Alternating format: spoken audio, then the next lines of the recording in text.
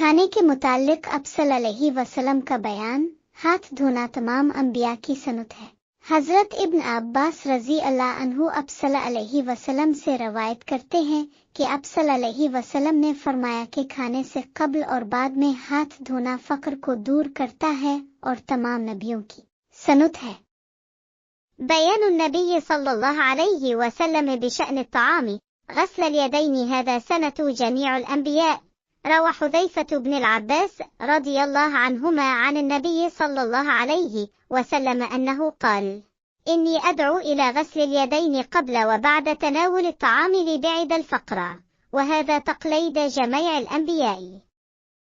A description of eating and washing hands. Washing hands is the practice of all prophets. Hazrat Ibn Abbas, may Allah be pleased with him, narrates from the Prophet, peace be upon him, that he said washing hands before and after eating removes poverty. And it is the practice of all prophets.